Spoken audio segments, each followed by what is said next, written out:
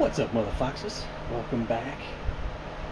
Last time I left off with you with the Ecoboost was this right here. Time to take all that stuff off and put the good stuff on.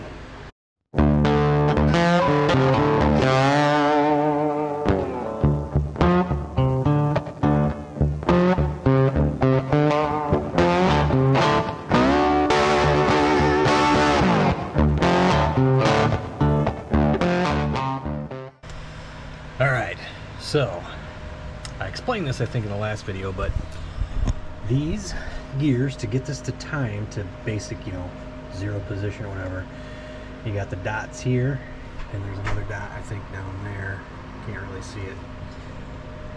They're only going to be in one spot, which is right here, one particular time.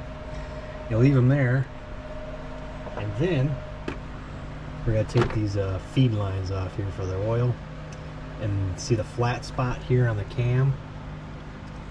That is for, these go in there, and you see these flanges right here. This is the important part. So basically when you turn this around, you're going to get those dots close to here, and it's not exact until you put this over that. And these flanges right here are flat on the head on each side, and once they fall and they're flat, you're where you need to be. And then we got to take all this off, and then we put the new stuff on with the dot there. You only can put these phasers on one way because there's a pin in there that it goes in. So but first we got to put both of them on at the same time with the secondary chain over there, and then there's a tool in here. Here, a funky little tool that loosens the tension on the chain. We gotta, it's back up in here, and then we gotta take these solenoids off too, because they're we replace them. They come in the kit I got down here. So, but first things first, we gotta turn this until we see the dots where they're supposed to be. And then we'll get these oil feeds off, and then slide these plates in there, these cam lockers. Is this in your way? Deal with it.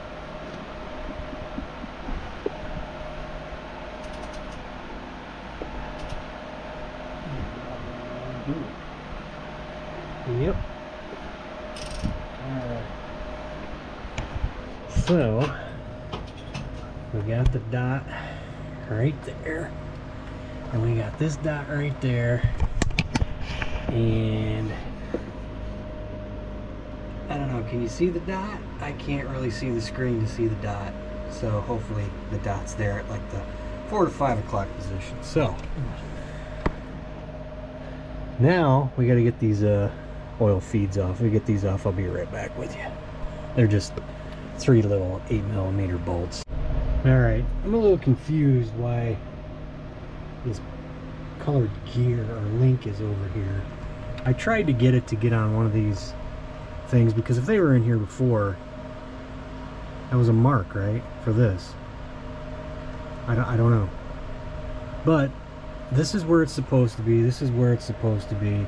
That marks where it's supposed to be. These are laying flat on the cams, and I talked to Jamie. She said it looks like it's in time, but we just don't know.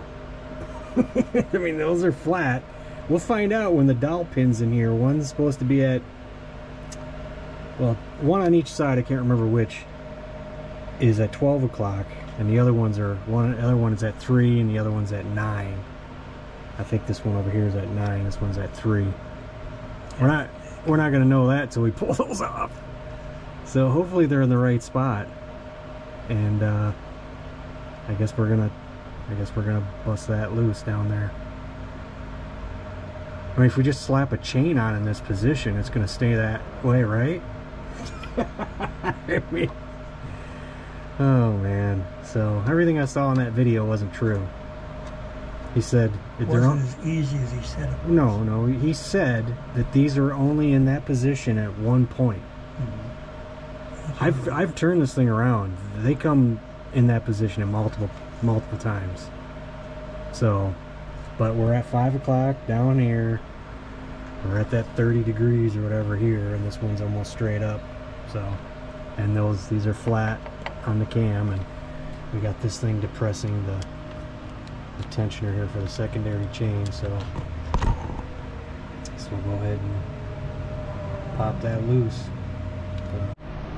All right, if you look at this like this, that's not 12 o'clock, but the head's level is this way. So if you look at it like that, well, now it's 12 o'clock. It's 12 o'clock in relation to the head this way. And that's the way I looked at it on the guy's video, guys. So it's supposed to be 12 o'clock, 3 o'clock, and then this one over here will be 9 o'clock right here. So it should be, yeah, so it's in relation to where the head's level is on there. So we should be all right.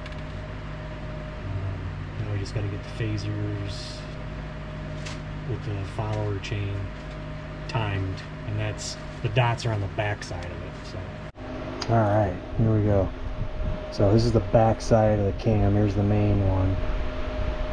There's the dot, there's the colored link, and then in these ones have right and left on it. So if this is on the right side, you put that colored link on the right, and then these just should go right on, because there is the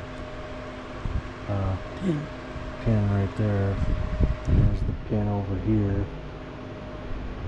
Hoping that lines up. I don't know.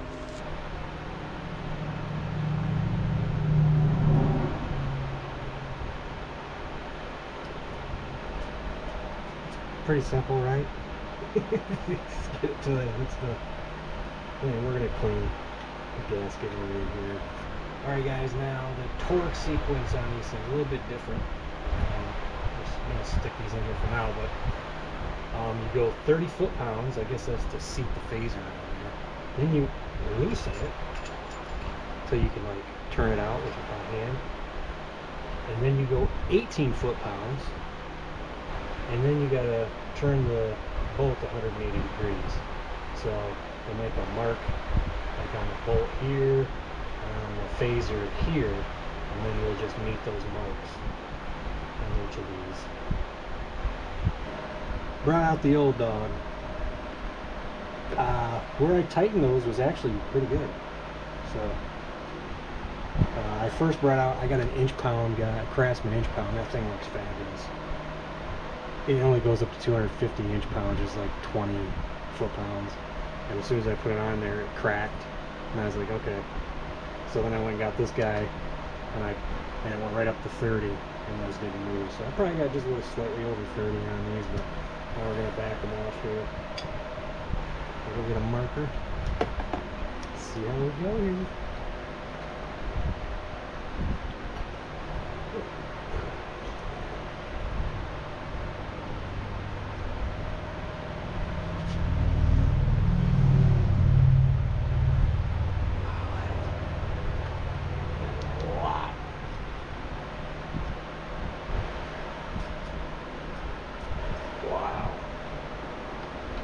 There's still a lot to go.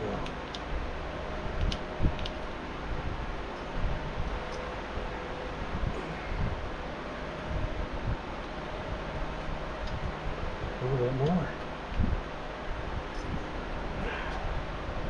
Whew, here they are. Boom. That's every bit 120 foot-pounds, I'd say. That's a little nerve-wracking too. That's what they tell you to do, though. All that good, guys. Boom. I mean, if it's a little under, I don't think it's gonna matter. That was pretty badass. Alright, so there's the tension around. That's the one we gotta push this out of here. So that's all set. Now for the other side. So, I just remembered, I never did the 18 foot-pounds. I just went 180 degrees. I don't think that's gonna matter, guys. I really don't. I mean, I could tighten those a little more, but this old school thing was, hey, she was maxing out there. I mean, look at that. It says WF. Like, what the fuck? Why are you tightening stuff that tight? But maybe I'll give them another couple of bumps that'll equal 18 foot-pounds, and then we'll be there, I guess. So, anyway, yeah, we'll go ahead and start on that side, and then we're gonna get a chain on here. All right, here we are. We got the other side on. That was not easy. The dowels weren't lining up. They were just slightly off. I don't know how many times we went and tried to put that on there. I knew the cams, I mean, they move, guys. When you're torquing, you're like breaking the torque on these things, they're moving. I mean, there's nothing you can do with this thing. And I knew we had to either move this one this way or that one that way. We tried with the wrench first. I just kind of gave up on it for a while. And then Dad came out here and was able to get it moved finally, and then got him on. So then we ran into another problem. This thing right here, I didn't realize there was a bolt right there. I brought it all the way out and it's on the phaser. So these got to come off.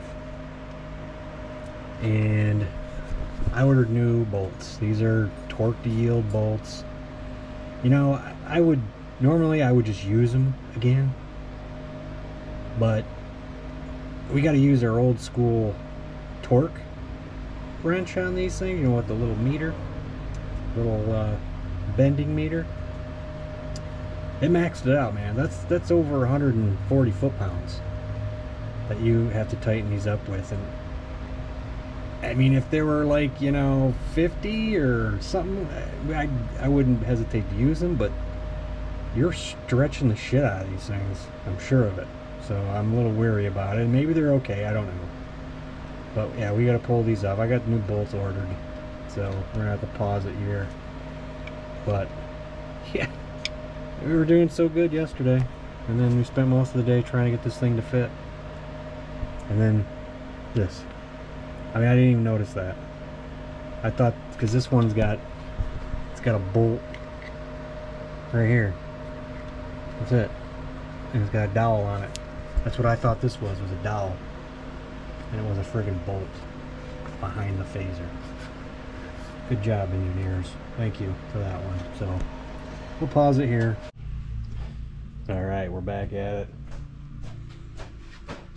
A week later, it's substantially cooler out. And we got our new bolts. Ford bolts. Another 16 bucks, 17 bucks. So I'm gonna bust the torque on those, pull them off, get that chain guide swapped out, and then put everything back together. And I'll bring you back when we're putting the big chain on. And you guys will be going, you know, it's just a chain guide. It's not a big deal. Listen, I got all new parts. All new parts are going on. End of story. So, all right, you got that still switched out. This new one on here. I got the new weird little gasket on the water pump holes here. God, it's crooked. I put some grease on the thing. I don't know. It's just weird. But put a new crank sprocket. Had to get the bolt off there. That thing turned when we were trying to get the bolt off. But all is not lost, because when we go to put the chain on here, we gotta line this up, that up, and if you see the dot down there, it's gotta line up. Of course, we got a keyway here telling us where this goes, so we'll have to move the crank to where it lands on the two links, and I'll show you that here in a second. So not a big deal. We can get it back on to where it was, and then get the tensioners on, and then the tensioner. I'm really worried about that cover and the RTV. Yeah, but gotta do a little bit of cleaning in here. All right, here's the chain. So There's one color, one color. This one goes down toward the crank, and we should be all right. We didn't really move it. It's supposed to be like at a 4 o'clock position there. We really didn't move it far from where it was at. So it can only go back in one place. I mean, it's not a big deal. This one goes up to the other main crank dot, and so does this. So I'm just used to push rods, man, where the keyway is 12 o'clock. This is probably about 10, which is weird, but whatever. I'll bring you back when I get on there, because I got to do some finagling, especially in here. It's a pain in the ass. All right, we got them on the dots down here. I actually had to take a picture of it. You can see it's supposed to be in between those gears, so like right there. So I just gotta tweak the crank just a little bit to get it in between there. So almost there. All right, there's that. And this over here, of course, gotta put the tensioner on. And when I did this, the only way I can really look at this thing is taking a picture. Stand on your head, or yeah. So there you go. It's right in between those two links where it's supposed to be. And now we're gonna put the tensioner on. Yes, that is a grenade pin. So you put this on, and when you make sure everything's there, pull the pinch, put tension on the chain. So got the bolts. We'll bolt it in, and hopefully this thing runs. All right, there's phaser 1 with the link, phaser 2 with the link. Get you guys down there to see that. It's in between the 2 gears. I already took a picture of it, so on my phone, it's right in the middle. And the funny thing is, this guide is only held on by this tensioner. So when I pull that pin, this is gonna just push out just enough. These two are held down with bolts, so these are 8 foot-pounds. Same thing with the tensioner. Of course, my 3/8 Harbor Freight torque wrench and my 1/2 inch no longer click. We don't know why. They just stopped. So I do have an inch-pound here. Craftsman, this thing works great. We're very reliable. So this will go up to 20 foot-pounds, which is 250 inch-pounds. So 8 foot-pounds to inch-pounds, just 8 times 12, 96 inch-pounds. And that's what we'll do on these and those.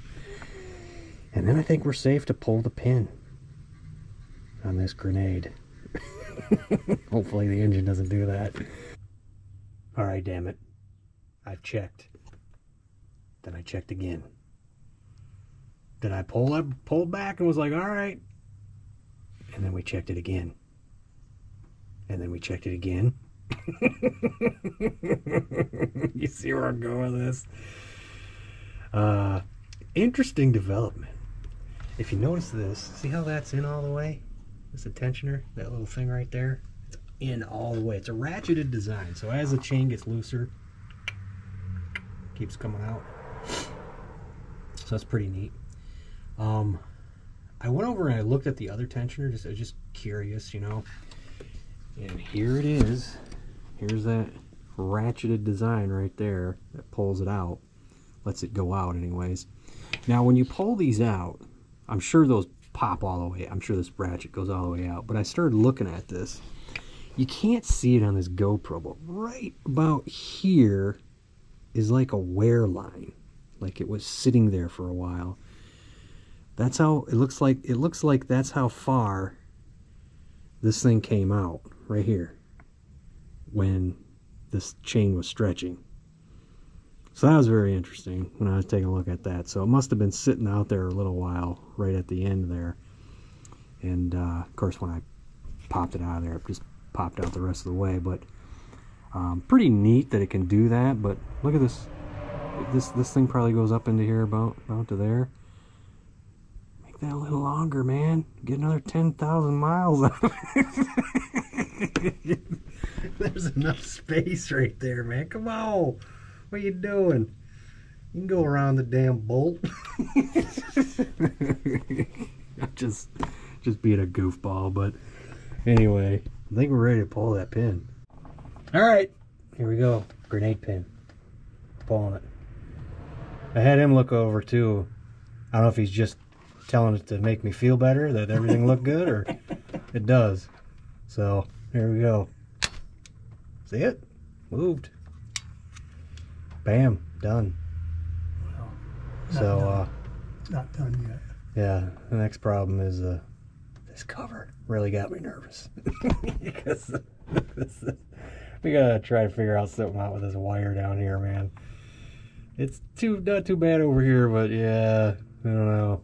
We'll set it down before Yeah, we put any glue on, see how hard it's going to be to go back that on. is not fun. But Once it goes down to that shaft, it's got to go over that damn pipe. yeah, the other thing is you got these little, because of the heads, we got to put some you put RTV on the cover. I mean, we could put it on here, but I don't know how that's going to work out. But we got to put some RTV here, here, and there where the heads meet the block. So that makes sure it's nice and sealed. But we should hang this on the wall and frame it or something. I don't know. But there it is. After a week of, we were waiting for bolts. They were here a few days later. I didn't feel like coming out here, but I'm gonna have to get the new solenoid. Says this came with new solenoids. It makes me wonder what they changed in this when I had this done a while back. I don't know if they used any new ones of these. These are all new. They did have to do this because I had to pay for the solenoids because that little automotive protection thing wouldn't pay for these, so I had to pay for the solenoids. Did they charge them for me and then put them in? I don't know. But I need a couple of new belts and I got to get spark plugs. All right, we're doing some trial runs here to kind of just, see exactly how we want to do this. And it looks like we're going to set the bottom down there. And then once we set the bottom down, we can pretty much push it right on. So that's what we're going to do. So this is the front seal to that. Notice anything weird? Yeah, it's not round. This is what I got in my kit, and it looks like somebody did something. It fell on something. I don't know. Maybe they didn't know it. It fell on the ground. Something fell on it in the box, and they just threw it back on the shelf or something. I don't know. So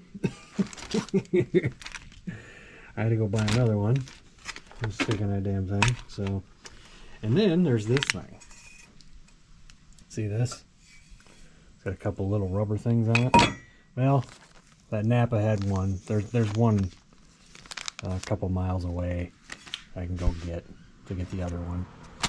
But I'm gonna go ahead, because I looked for these. They're not like just something you can go pick up. People, I've ran into a couple things on the internet there. People having trouble finding these. So, and they're leaking, and people are trying to replace them, and they're trying to figure out where to. They just don't pop up. I don't really know what they're called. I call it the thermostat housing tube, and I didn't see anything pop up, but we did find a gasket for it. So what I'm going to do, this isn't leaking. There's nothing wrong with it.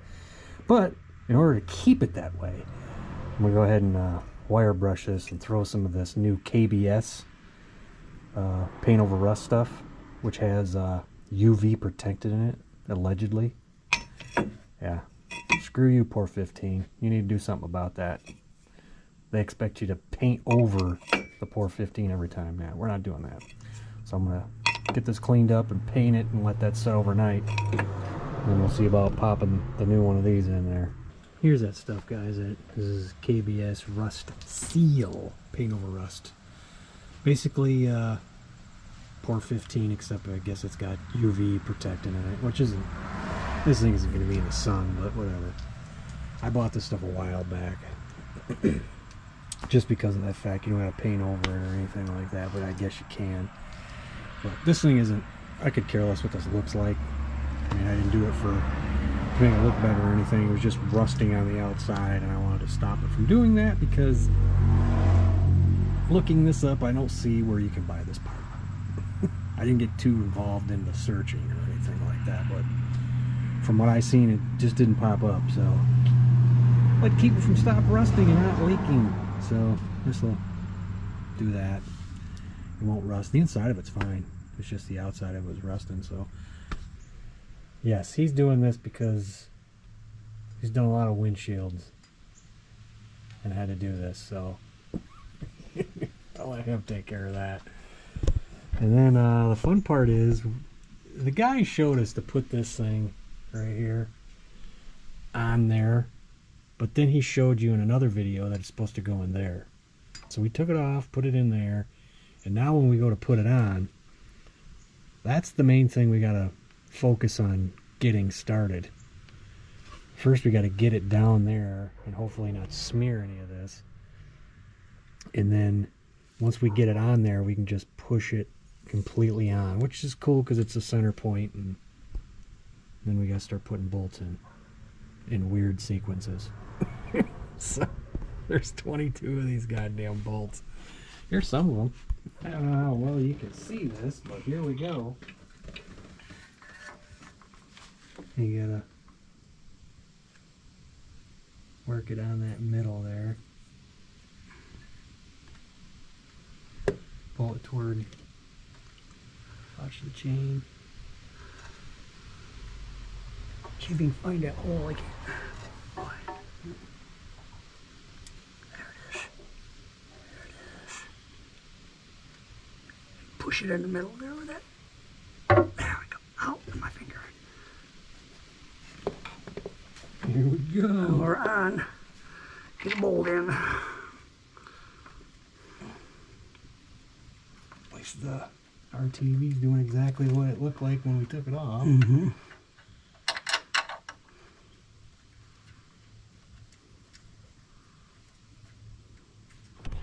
Hope you saw that. If not, it was kind of uneventful. I was worried. And I was worried the whole time, and it's just going on right now. But anyway, we gotta do this whole torque sequence. It's just nutty. It's nutty. It's just It's nutty. you torque down a set. There's 22 bolts, and what was it? 1, 2, 3, 4, 5, 6, Something 7, like 8, 9 bolts, I think. You got to torque them all down completely. Then you get another set, and you torque them down in a sequence. And Ford does this thing where they just say, torque them to whatever inch pounds it is. I think it's like 8. I think it's like 8 foot-pounds. It should be 96 inch pounds. And then they tell you to turn it 45 degrees or 90 degrees. I don't know. I gotta look. All right, there it is. It wasn't as nerve-wracking as I thought it would be, but look, it looks just like what the guys before me did.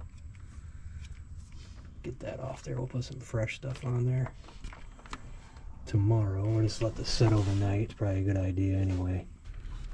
But there we go, all on, sealed up. I'll have to look at the water pump here too.